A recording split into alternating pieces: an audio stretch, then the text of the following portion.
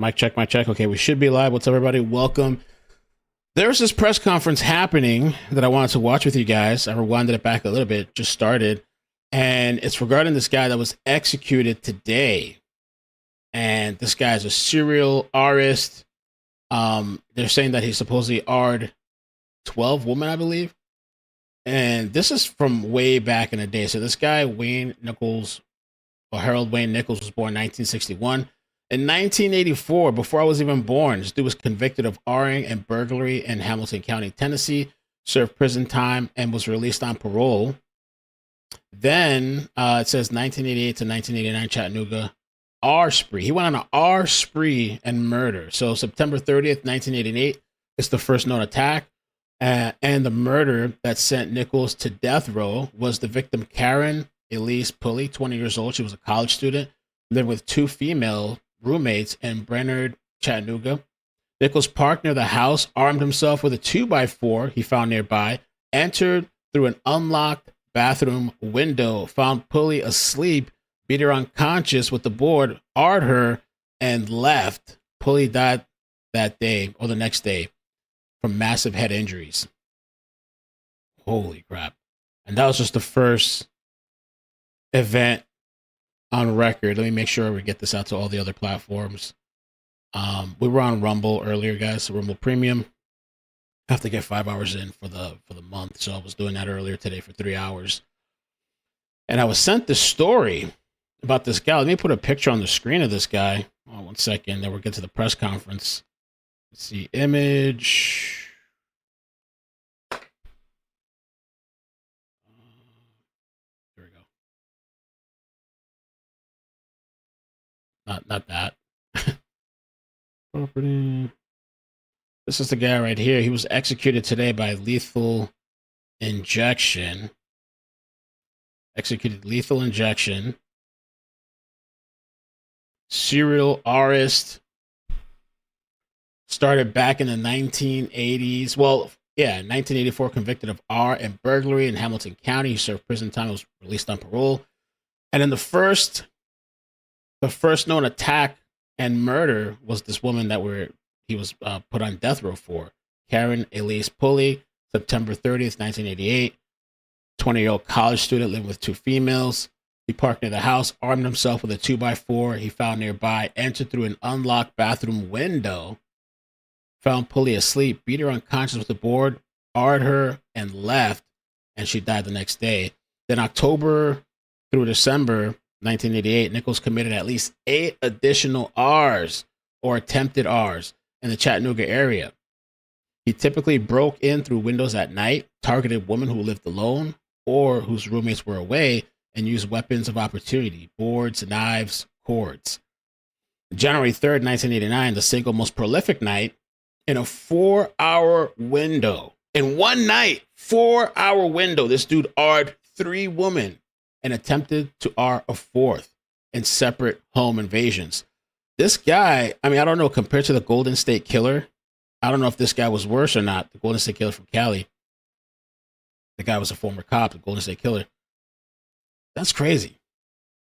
Then January 4th through the 5th, 1989, police finally caught him. Nichols' manager at Godfather's Pizza, where he worked as a cook, saw the news coverage of the R's, recognized the composite sketch, and called the police.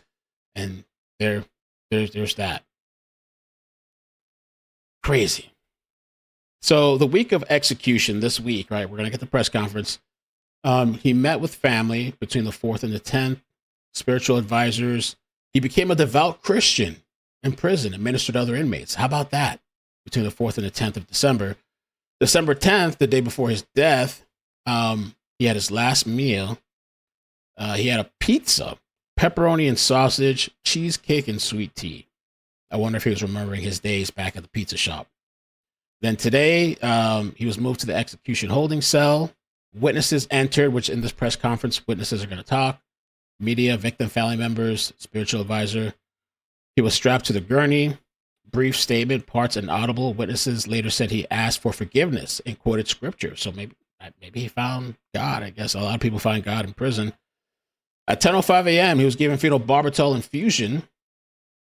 And 10:08, Nichols took his took several deep breaths and stopped moving. He was officially pronounced dead at 10:14. All right, so let's check this out.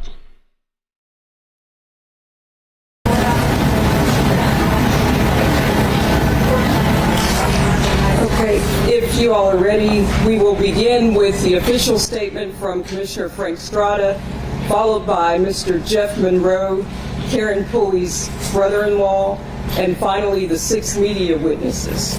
Commissioner Strada.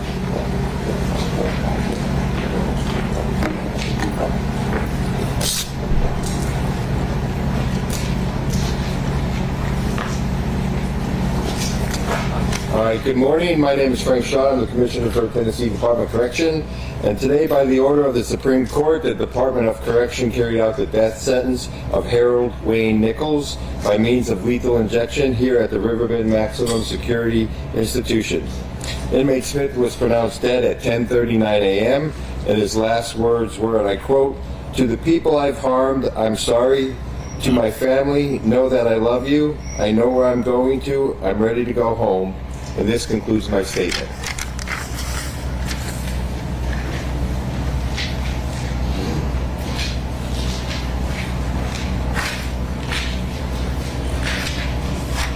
My name is Jeff Monroe. I am Karen Pulley's brother-in-law.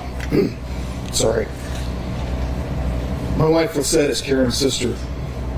Lisette was planning on being here but changed her mind at the last minute. It was just too difficult emotionally for her. Karen and Lisette's parents, Ann and Chuck, passed away years ago. But today, Lisette, our daughters, and other family members that could not be here are having a celebration of life for Karen today.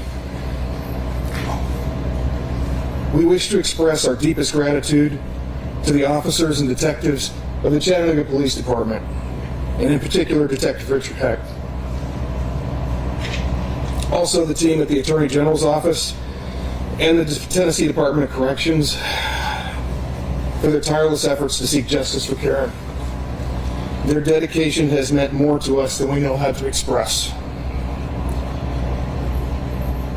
We have waited 37 years for justice, and we understand taking life is serious. We don't take any pleasure in it. However, the victims, and there were many, were carefully stalked and attacked. The crimes, and there were many, were deliberate, violent, and horrific. Nichols was a violent perpetrator who hunted his victims, stalked them, and then attacked vulnerable women in the most sadistic ways. Our family was destroyed by evil that night in September 1988 when Karen was raped and violently beaten to death in her own bedroom, left to die alone, terribly injured, broken, bleeding, and terrified. Karen was 20. She had just finished Bible school and was attending Chattanooga State to become a paralegal. She'd been a cheerleader at Brainerd Baptist High School. She was bubbly, happy, selfless. She was looking forward to the life in front of her. She was excited about spending time with her sister and holding her niece for the first time. I was serving in the Air Force at the time. Lisette and I had been in the Philippines for 3 years and had only returned to the States a few weeks before. Karen died before we could get to Chattanooga. The responding EMT, a Vietnam medic, said he had never seen anything like it before, not even in combat. No punishment can ever atone for the loss of Karen's life or the damage done to our family, nor is there a punishment that can heal the many victims and families forever broken, battered, and scarred by this man. But this is a start. We are relieved that the nightmare is over and take comfort knowing he never again will be able to hurt anyone else. Moving forward, our family is going to concentrate on the happy memories of Karen and will never again be re-traumatized by this monster. To his other victims, our hearts go out to you. We pray that God grants you peace and healing from the trauma inflicted on you. Thank you.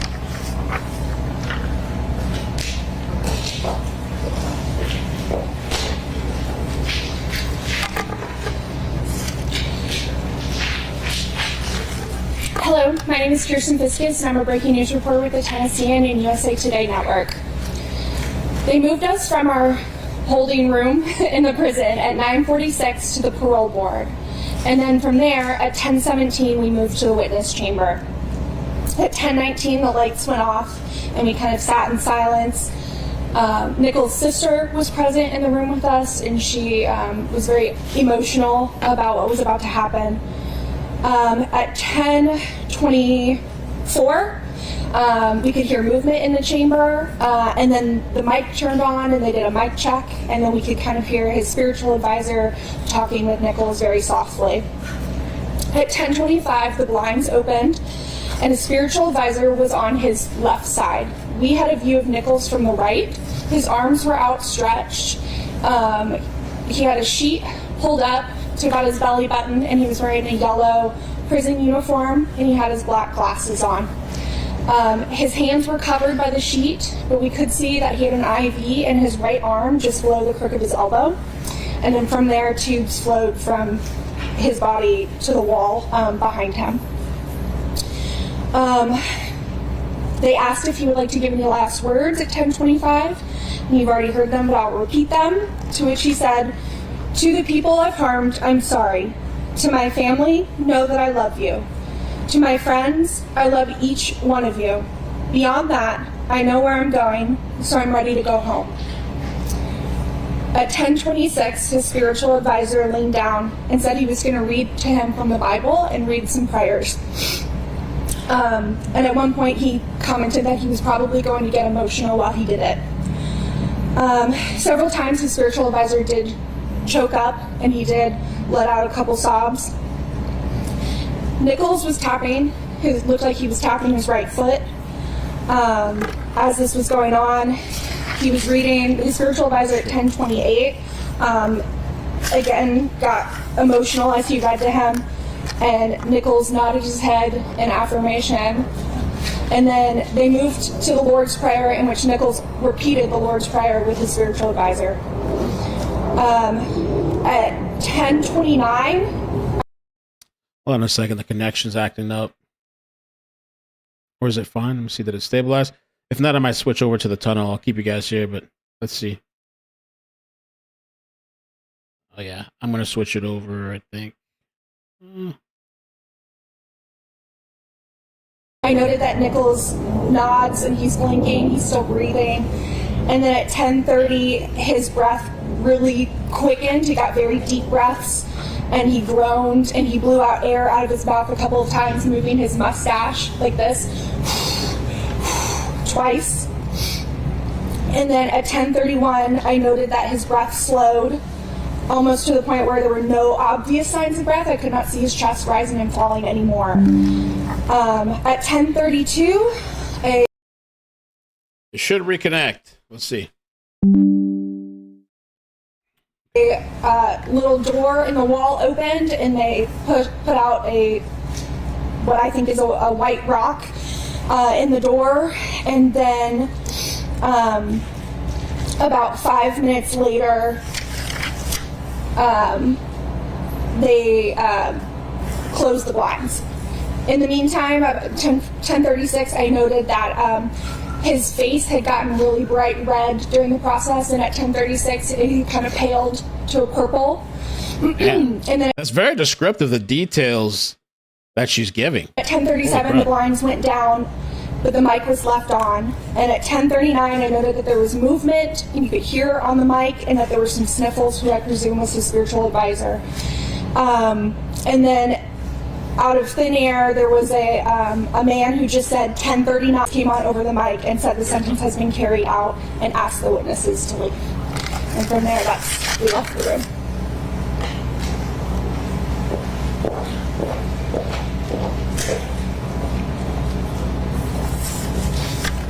Good morning, I'm Catherine Sweeney. I'm the health reporter for WPLN Nashville Public Radio.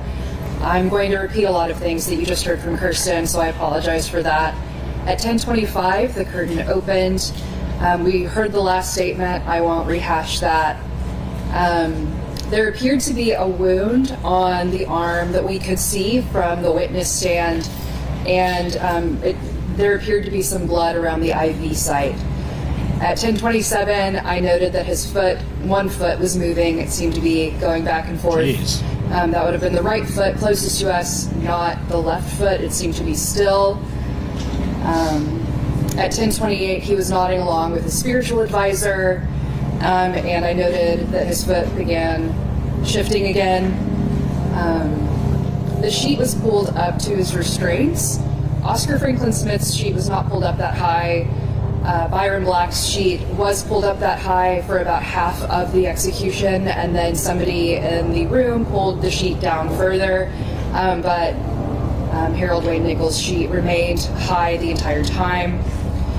The two began saying the Lord's Prayer together at 10:28, and that's when I started noticing the face might be reddening. It was gradual, so it was hard to tell for sure. At 10:29, he was still speaking. He said, "Thank you."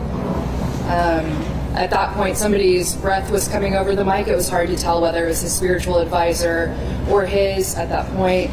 But at 10:30, I have a note that he began sighing and groaning. There was some congested sounds. And as Kirsten said, his mustache kind of puffed up and down. He had a thick white mustache and it was a little long. And at 10:31, he became very still. At 10:32, the rock was put out.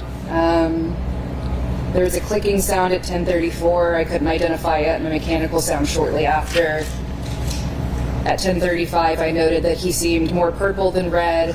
At 10:36, I noted that he was definitely purple. At 10:37, the curtain closed. We heard some loud bangs, the sound of what seemed like cabinet doors opening and closing, some shuffling paper sounds. As Kirsten noted, sniffling that was presumably from the spiritual advisor, but of course with the curtain closed we couldn't tell. Time of death was announced at 10:39. Again, during Byron Black's execution, the doctor identified himself and said, time of death is the time it was. It was just 10:39. And then somebody else came over the mic and let us know that 10:39 was the time of death and asked the witnesses to leave the room.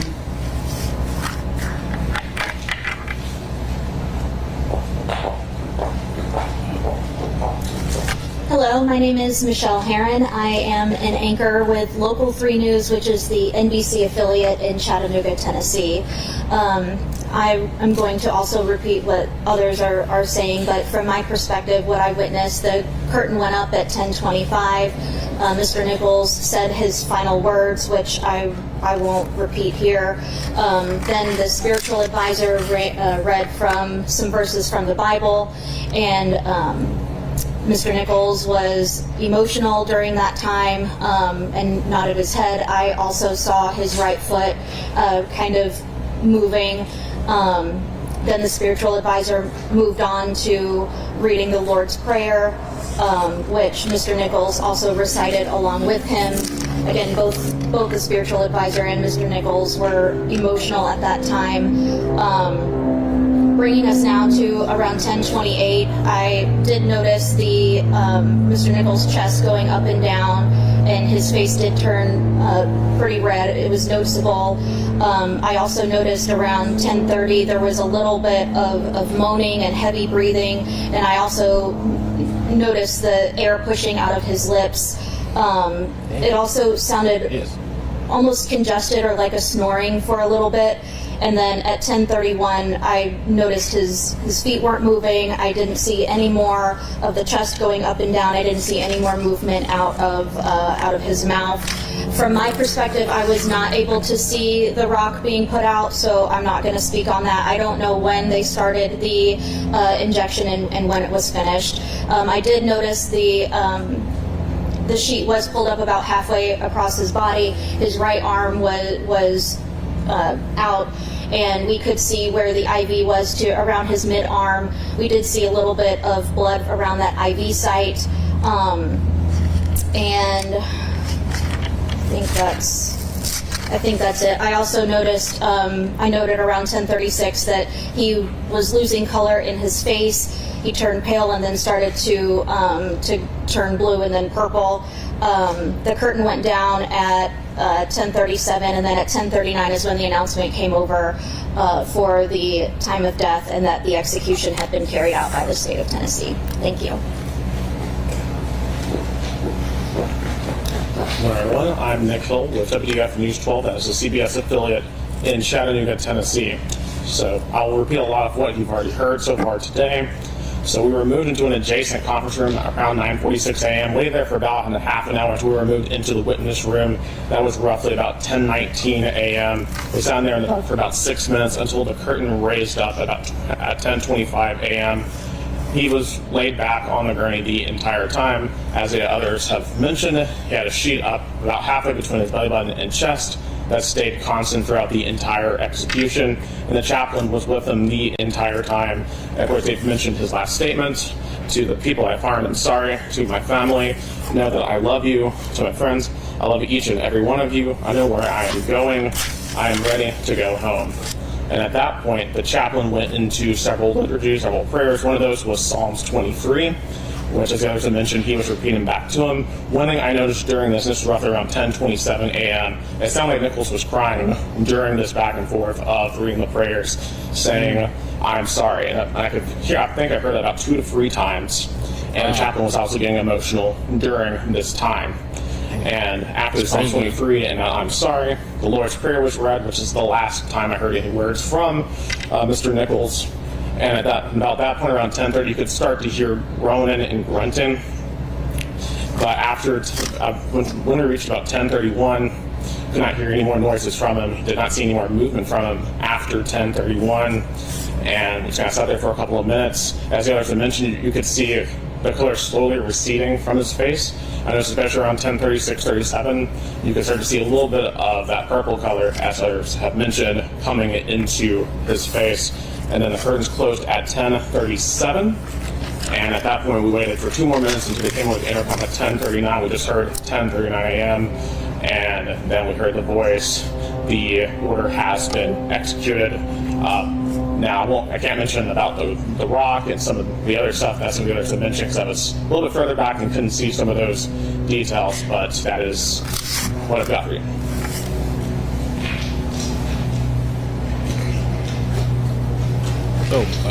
Good morning, my name is Holly Laren. I'm a digital producer for News Channel 5. We were ushered into the room, and as said before, 10:25, the curtain opened. I apologize in advance. I'll be repeating a lot what's already been said. Mr. Nichols said his last words, ending with, I know where I'm going, and I'm going home. On his right arm, there did seem to be a spot of blood where the IV was inserted. At 10:28, he was speaking with his spiritual advisor. It was a very emotional conversation, saying the Lord's Prayer. At some point, his advisor said, people will tell your story. Mr. Nichols' sister nodded at that. At 10:31, Mr. Nichols seemed to appear still. He seemed to expel a long breath, and his coloration did change, as said before.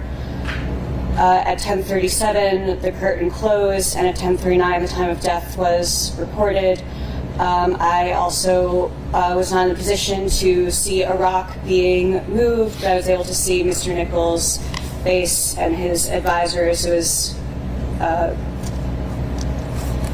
yes, it was a very sad, emotional conversation. Thank you very much.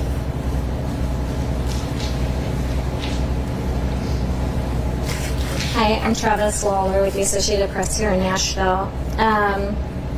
So at 10:25:19, the curtains were raised. Mr. Nichols was on the gurney. We could see he was perpendicular to us, so we saw basically his right side. He was in a yellow prison shirt. It looked like a white T-shirt under. He had his glasses on.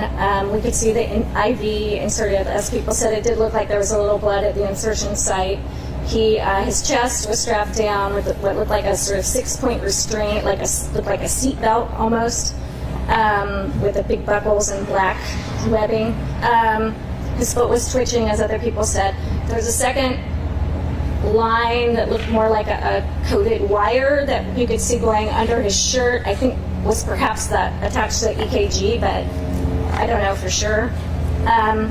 He did. He was asked to give his last words, which other people have said. It was a little hard to hear part of what he said, but I believe he said, to the people I've harmed, I'm sorry. To my family, know that I love you. And I believe he said to my multitude of friends, I love each one of you. Beyond that, I know where I'm going, so I'm ready to go home. The pastor started speaking.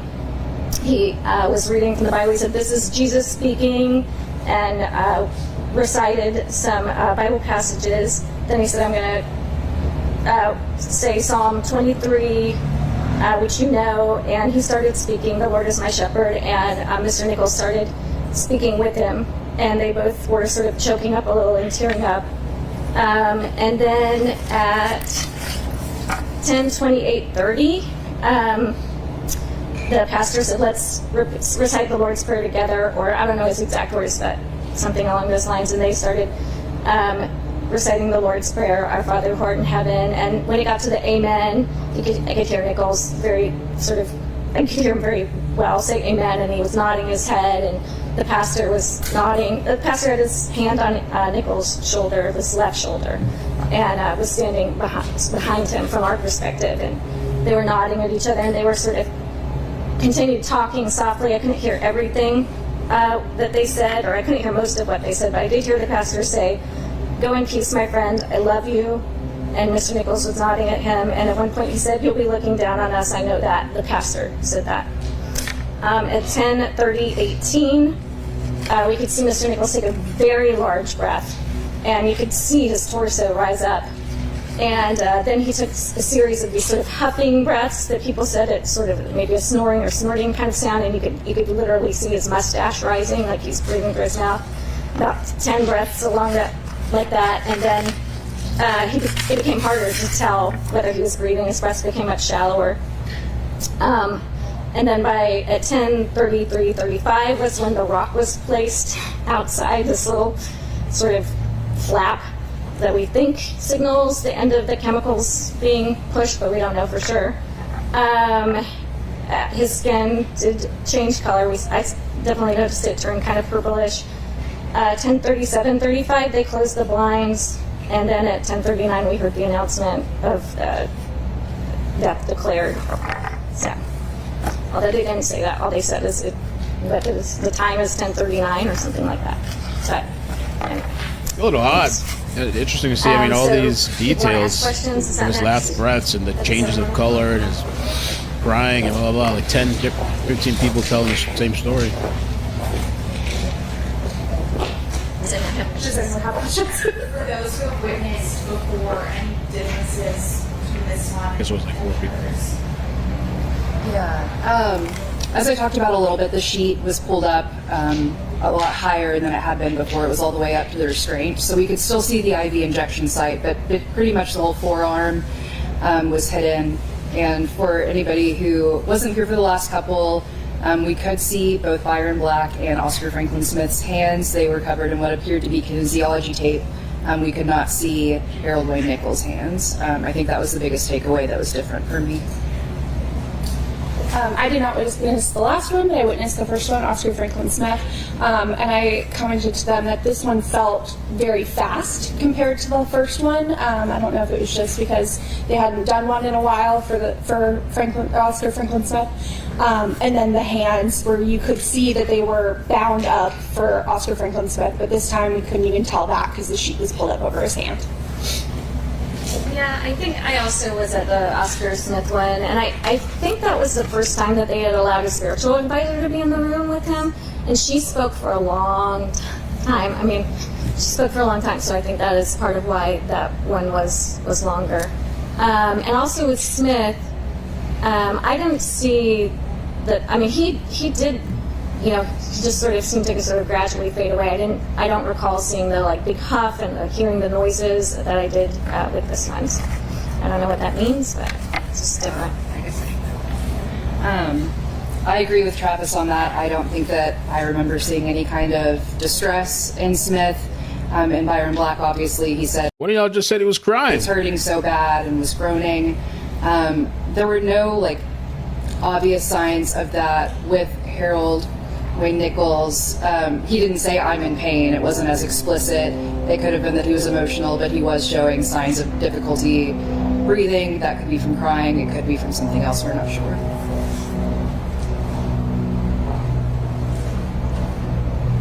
Any other questions? Were his eyes open or closed?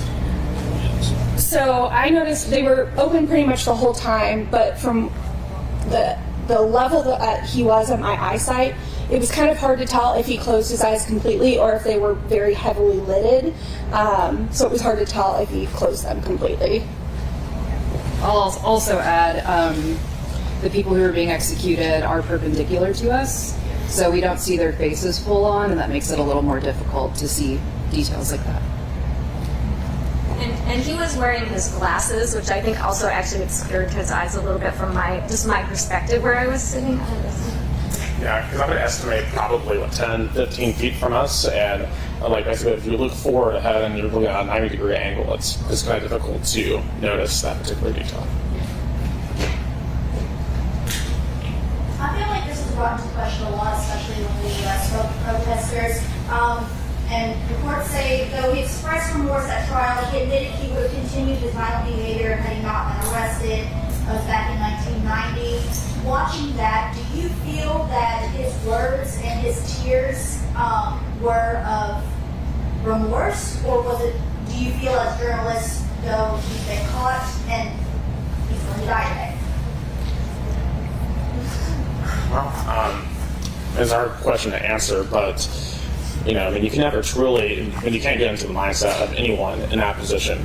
To me, it appeared that he seemed genuinely remorseful, but at the same time, it's just, unless you're able to actually get into the mindset of someone in that position, it's just really, really hard to know what exactly their intentions are with their last words. Do you have a name of the spiritual advisor? Put it out. They're gonna come for that one. Oh, okay. No, it's J.R. Davis. It's J.R. Davis. J.R. Davis. Did you describe who else was in the room doing the same? Yeah, so from my perspective, I was kind of on the end of the first row, and so I have a very not as wide view as like if I was sitting in the middle. But if I leaned forward, I could see there was a gentleman, a younger, maybe a little bit older than me gentleman, in a black suit who was standing there with his arms crossed in front of him. And then it wasn't until they were about to pull the blind down that another older gentleman, also in a black suit, stepped forward. So he was in the corner that I could not see. But as far as I know, there was just those two men, Nichols and his spiritual advisor. The spiritual advisor stayed with Nichols until the very end. Yes. Yeah, he was with him until the end. He had his hand on his shoulder the whole time and was looking down at him. Yeah, he remained calm, just kind of screaming with them, saying with them until the execution was complete. You all mentioned Nichols' sister. Oh, no, that's a good question. Why so long to execute it? Was she saying anything to you guys? How could you get? Okay, so you guys just gathered that from her crying. Yes. Okay. Yeah, it was just a very soft tears, wasn't loud or anything overly emotional like that. Just soft crying. Pretty much. It was pretty much consistent throughout the entire time, especially once we got past 10:30, 10:31, and he visibly was no longer breathing.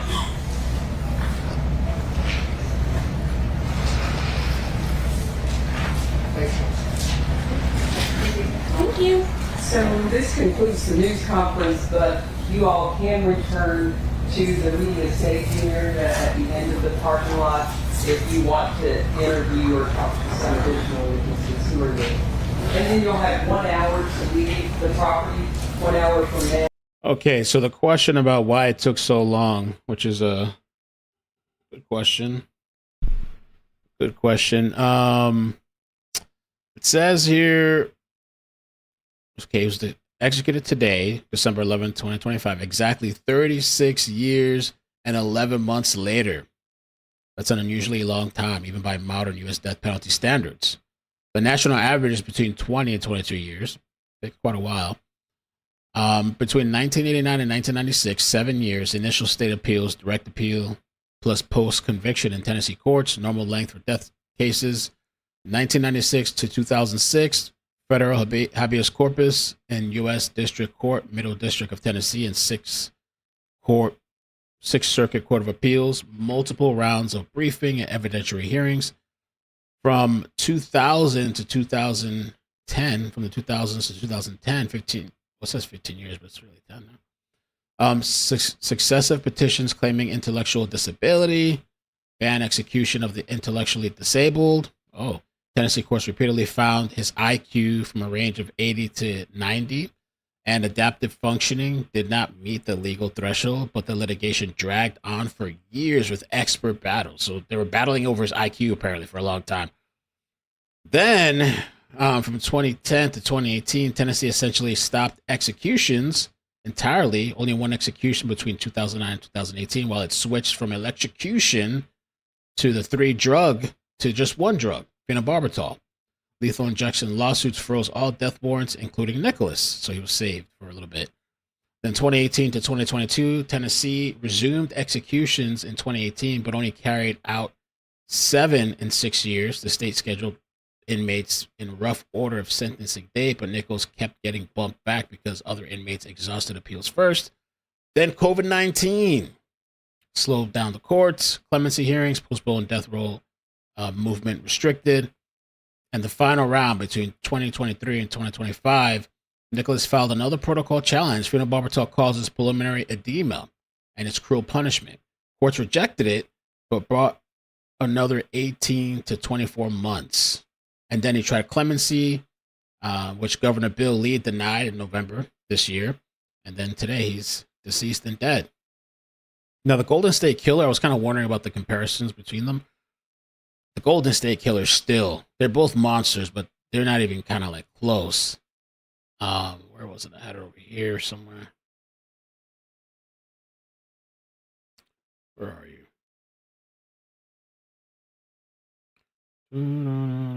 Okay, here we go. So Harold Wayne Nichols, which is this guy, versus Joseph James DeAngelo, the Golden State Killer, were both prolific serial predators who centered around home invasions, rape, and escalating violence against women. Nichols terrorized Chattanooga, Tennessee in a short, intense spree, while DeAngelo haunted California for more than a decade, earning infamy as one of America's most elusive criminals. Both confessed to their crimes. So Harold, his crime spree was about 3 months long. Joseph James DeAngelo, 12 years, active period. Number of victims, Harold had 12 that we know of, rapes and or attempted rapes, and 1 murder, which is Karen Pulley, the lady that we saw in the picture there in the background. The Golden State Killer, 50 plus rapes, 13 murders, mostly couples shot and bludgeoned, 120 plus burglaries, 87 plus total victims across 53 scenes. Crazy. Modus operandi. So Harold did nighttime break-ins via windows, targeted lone women or those absent roommates, used improvised weapons, lumber. He had no mask, and the Golden State Killer stalking for days, sometimes weeks, break-ins with ski masks, gloves, terror tactics, phone taunts, dishes, stacking, escalated from solo rapes to couples. He would do couples, he would tie them up, and I thought he would like do what he would do to the woman and let the guy hear and then come kill the guy or something like that. Background. So Harold was at a red-haired pizza cook prior to the 1984 conviction. The Golden State Killer, 28 at start, he was a Navy vet and a police officer. Fired 1979 for shoplifting. Family man, post crimes, no prior violent record, and early peeping Tom behavior. Damn. It's crazy. Crazy. All right, guys, I'm going to head out for now. I was on Rumble this morning for like 3 hours. Woo. I'm going to head out for now, but I will be around today. Whatever pops off, I will jump on. We had some Comcast difficulties, so I switched to the tunnel. So the tunnel's holding up the stream right now. And I think that's it. I think that's it for now. I'll probably in the future, I'll schedule some type of end of times live for Rumble. We'll see how it goes. Because YouTube is a pain in the butt for that. So if you want to subscribe to my Rumble page, just look me up on Rumble, iCkEdMeL. See, I think that's it for now. I am going to try to post some clips when I have time to edit to this page here. Some updates to stories. One new story, kind of a new story. It's an old, but new I never heard of. And then updates on another story. We'll talk about that. Damn. Tim Pool is going scorched earth. We might have to talk about I was surprised to hear this, but I received a tip. Several prominent conservatives have confirmed to me and my crew that Candace Owens had been going around shortly before he died, within the months before his death, saying that she hated him. Now, I wonder if she really hated him. Maybe she was just scornful, second wife syndrome. Maybe she actually really loved him, but when he chose Erica over her, she became resentful and angry, sour grapes, trying to find a reason why something was wrong with him. And she chose a different life. I look at everything she's doing now. She's attacking Erica Kirk directly, a grieving widow who has to now deal with a life without a husband and a father for her children. And the question is, why would Candace do this? Why would Candace accuse Turning Point staffers, Charlie Kirk's best friends, of being in on the plot to murder him or even attack his wife? If she really cared about Charlie as much as she claims, she'd want to protect his legacy. She'd want to create a better future, or at least help in whatever way she could, create a better future for Charlie's children than his grieving widow. Instead, she has continually, over 3 months, attacked the organization. Okay, they're saying, so somebody in the chat was telling me, yeah, there's a hearing today for Tyler Robinson, which has kind of led to all this debacle with Candace and Tim Pool and all these people. Apparently, this is the shooter that allegedly killed Charlie Kirk. So there's a presser today. A hearing at 2 p.m. This is going to mark his first appearance in court. This is a procedural hearing, reviewing overall case status with attorneys, addressing discovery motions, potential adjustments to gag orders, and media access and coverage restrictions. So, yeah, it would be cool to kind of cover. We're not going to see much. Maybe we'll see Tyler Robinson, but it's like a procedural thing. But we should check it out. Tyler Robinson. That's the time I go pick up my daughter, though, from school.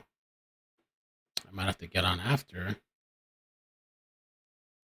Tyler Robinson. Yeah, I'll check it out. I mean, even if I come on a little bit late because I pick up my daughter, I'll jump on and see what's going on. I don't know if it's going to be this page or the... Right now I'm on I'm on Clips. Yeah, I'm on Clips. I don't know. Probably the main. We'll see. Maybe the main. I'm not sure. And are you tired of Candace? I think I'm tired of her too. People kind of tired of the whole situation. To stop supporting them. Just destroying Charlie's legacy. Right now, there is one person that damaged Charlie's legacy more than anyone else, and that is the assassin who took his life. And his life substantially more important than his legacy. He had kids, he had a wife, he had friends. But this was a tremendous strike to his body of work outside of himself. That's not to be crude. Obviously, the killing of Charlie Kirk, first and foremost, is the most horrifying thing. But it was to stop him. Second on the list of individuals who are doing everything in their power to stop what remains of Charlie Kirk's dream is Candace Owens. No one doing more damage. No one causing more harm to his family. Certainly the assassin caused more harm to his family than anybody else. But isn't it weird? Candace Owens now going after his widow in more ways than one. She said at first there were only 3 people, 3 individuals. I believe it was 3. She mentions her husband and she mentions Erica Kirk. And now that Erica Kirk has appeared on Fox News saying, please stop, to these people making hundreds of thousands of dollars per episode. Yeah. Candace responded with a smile on her face saying, it's about me. That's a quote. She loved it. Said it, I think 3 times. It's about me, she said. While this poor woman suffers and has to figure out a future for her children with no father, Candace Owens smiles and she puts out a tweet saying, "It's absurd that you think because you're grieving, I can't criticize your organization." Candace Owens did hate Charlie Kirk, but I don't know that it was raw hatred. I think it was, I don't want to say sour grapes, right? But that's basically what it was. You listen to the way that Candace talks about Charlie Kirk, and it's clear that she actually deeply loved him. But then why be so angry? Why go after his family now? Why go after his friends and his company? Because she's scorned. Charlie didn't choose her. And in the lead up to his death, no one knew what was going to happen. She had been going to prominent conservatives privately and talking about how she hated him. Again, I don't think she really hated him. I think she loved him. But what more can be said? Wow. He left. He chose somebody else. And so here we are. The latest news, of course, Candace Owens tears into Erica Kirk and questions her running Turning Point USA. I could not imagine what it would be like if someone were to do this to my family. I could not imagine what Erica must be going through. And you can criticize the way she acts or think she's not grieving properly, but we all know Charlie is dead. And Charlie was the father of Erica's children. So you may think whatever you want about Erica and her attitude or whatever it might be. Maybe you think she's cold or anything like that, but think about her kids. Don't Charlie's children deserve a future? Wouldn't that be the best thing we can do for Charlie? I don't understand why Candace feels that harming Charlie's children is the way to honor him, or I don't understand what makes her think that people actually will support her tearing down the last bit of support structure for Charlie's children. I find it to be disgusting.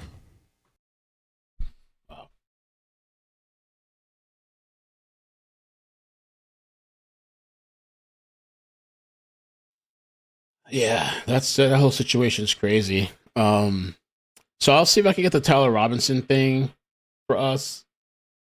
If there's a live feed, I don't think it's gonna be inside of court, will it? If it's inside, that'd be interesting. Or is it gonna be outside? We'll see. And also on the 15th, TP USA, that's a Monday, supposed to have like this huge thing where they call out Candace, and Candace is supposed to reply and all this stuff. So we'll see how we go about that. I'd like to maybe react to it if possible. I'm not sure where we're gonna do it or how, but I don't want to get copyrighted either. So we'll see how we do it. All right, but I'll catch you guys later. Thank you so much. Thank you for the support. Subscribe. Thank you for hanging out with me on the second page, the clips page, and we'll see what today brings. All right, peace. Bloop, bloop, bloop. Take care.